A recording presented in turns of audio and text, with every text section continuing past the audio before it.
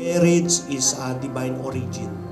Kung meron mang pasimula ng pag-ibig, walang iba ang ating Panginoon.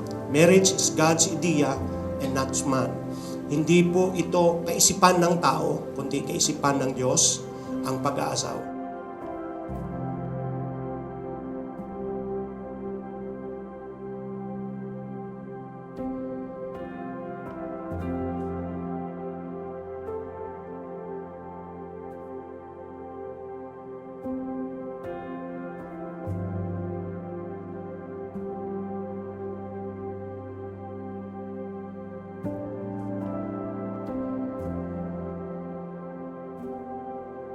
Marriage is meant to be permanent. The strongly taught many Bible passages is important to you remember the seriousness which Heavenly Father look at the permanency of marriage. Kaya hindi kontrata. Kapag ayaw mo na, parang pagkain na pag mainit, sabi nila, iluluwa mo. So ito ay permanente na. At ang saksi, hindi lamang ang mga ninong at ninang, hindi lamang ang inyong pamilya, ang Diyos. Amen.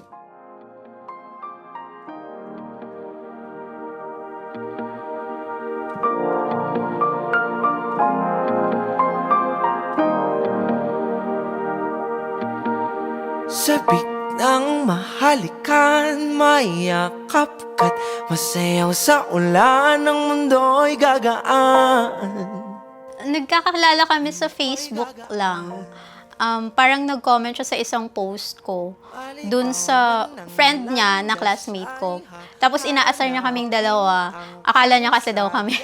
Tapos dun na nag-start. Hanggang sa asaran kami, comment section lang. Tapos bigla na lang siyang nag-chat na hindi ko naman siya kilala. Kahit dun sa malapit sa bahay nila, dun yung school ko pero never kaming nagkita. Una naming pagkikita is dyan sa Malate. So malayo kami. Malate, Jollibee. Alala ko yun, yung unang kong kita sa kanya. Ang ganda niya, ang liit.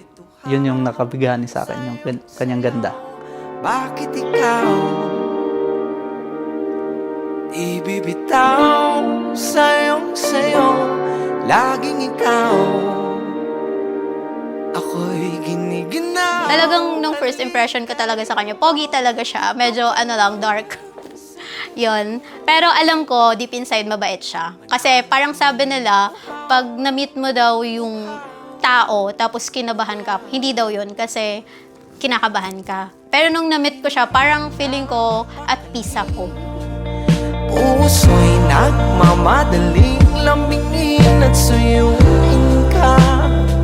O aking giliw, ako'y iyong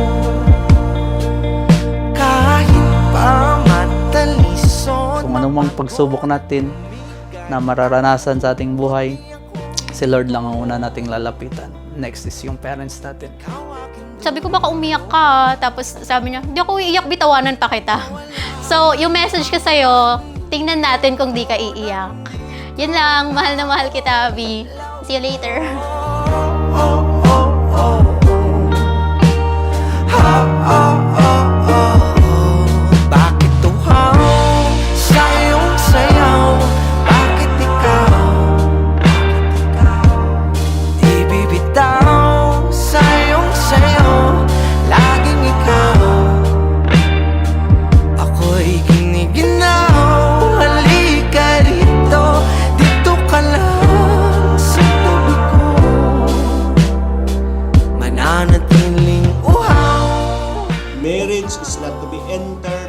lightly but reverently with confidence of God's approval.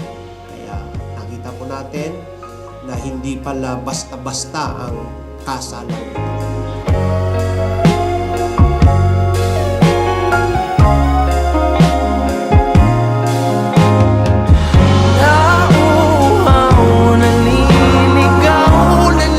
Let us put God at the center of our relationship talaga as always. Yun naman yung lagi nating sinasabi. Basta siya lang ang uunahin natin, then alam ko magiging guided tayo sa relationship na tatahakin natin. Tula bawat bigas ng labi mo na uhang sumisigaw.